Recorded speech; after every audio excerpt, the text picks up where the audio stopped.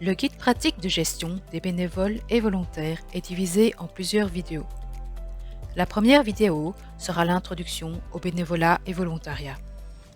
La vidéo 2 aborde les questions sur la stratégie du bénévolat et volontariat. Les vidéos 3 à 6 s'intéressent aux procédures opérationnelles de gestion, avec la vidéo 3 sur le recrutement, la vidéo 4 sur la formation, le cadre de travail et l'accueil, la vidéo 5 sur le suivi quotidien, la motivation et la fidélisation, la vidéo 6 sur l'intervision, l'évaluation et la clôture du bénévolat volontariat.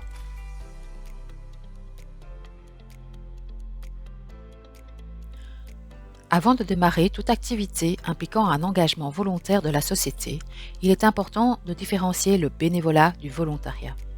Dans l'atelier du projet Rechange à Brazzaville, nous avons formulé une définition commune.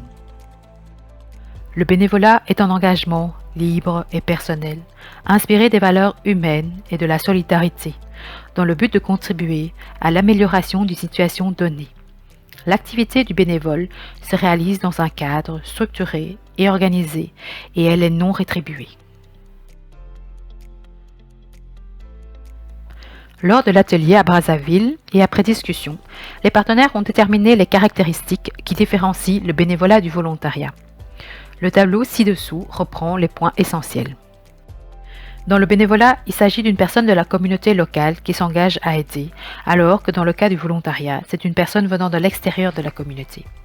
Dans les deux cas, c'est un engagement libre et personnel, qui sont inspirés des valeurs humaines et de solidarité. Dans le cas du bénévolat, les personnes ne sont pas rémunérées, alors que dans le volontariat, il y a une prise en charge des frais et des besoins minimums. Le but du bénévolat est d'améliorer une situation donnée. Dans le volontariat, le but est de venir renforcer la communauté locale en apportant certaines capacités, compétences spécifiques manquant localement. Les deux se déroulent dans un cadre structuré et organisé, mais dans le cas du volontariat, il est plus formalisé par un contrat de volontariat. Pourquoi les bénévoles et volontaires sont-ils motivés à s'engager dans des projets d'une organisation? Il existe 3 grandes sources de motivation pour l'engagement volontaire. Premièrement, motivation par rapport à l'organisation.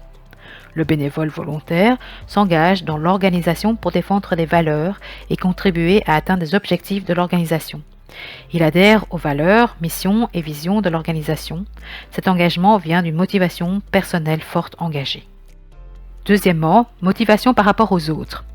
Par son altruisme, le bénévole volontaire désire améliorer la situation des personnes en situation de vulnérabilité.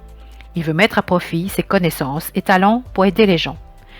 Vivre sa foi ou sa croyance peut être une forte motivation pour aider les autres. Troisièmement, motivation par rapport à soi. Cet engagement se base sur des besoins personnels.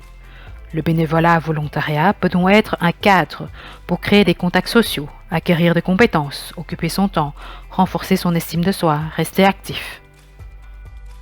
Ces motivations varient d'une personne à une autre. Elles peuvent évoluer avec le temps selon les expériences de vie de chacun.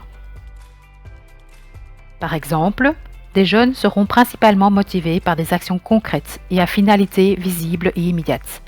Avec l'évolution de la société, le bénévolat volontariat est un moyen d'acquérir des connaissances professionnelles, afin de remplir son CV. Aucune motivation n'est bonne ou mauvaise. Il est simplement important de les considérer dans la gestion des bénévoles et volontaires. Les bénévoles et volontaires font partie du personnel de l'organisation. Ils ont un statut différent des employés, mais ils contribuent également aux objectifs de l'organisation.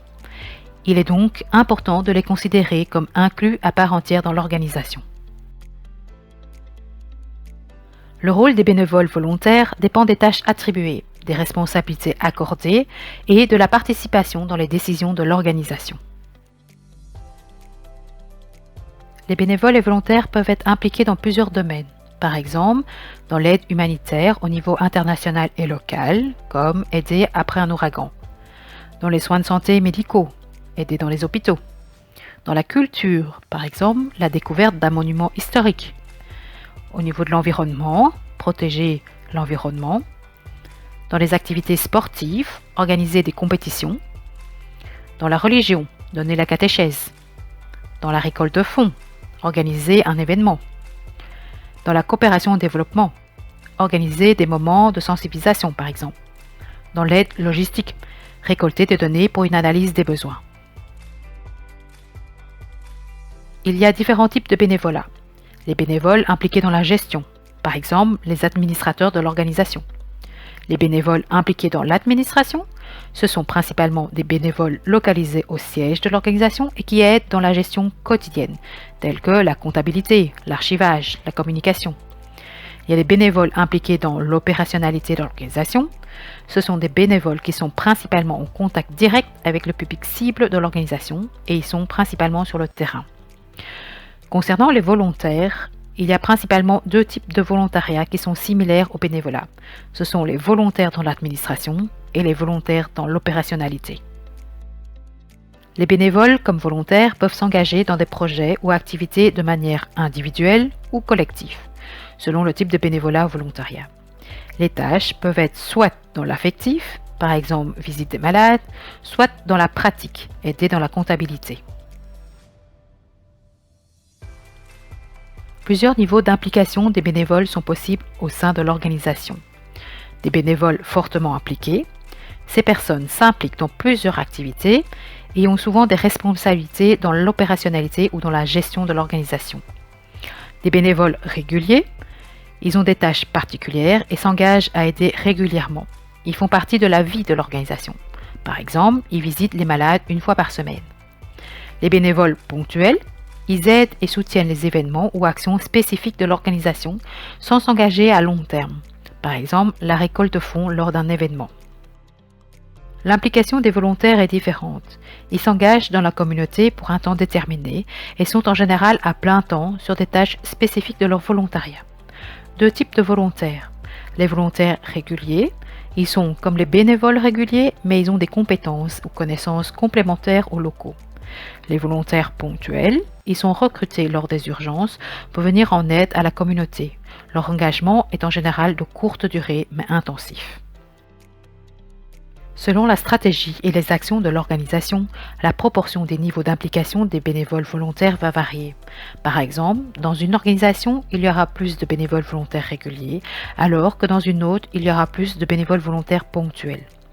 L'implication va donc varier selon les choix et l'orientation que prend l'organisation. L'encadrement du bénévole volontaire dépendra donc du type de bénévole volontaire choisi par l'organisation et des domaines spécifiques dans lesquels les bénévoles volontaires seront impliqués, par exemple administrative, activités de terrain, situation d'urgence. Merci pour votre attention. La prochaine vidéo parlera de la stratégie du bénévolat et du volontariat. Veuillez continuer avec la vidéo 2.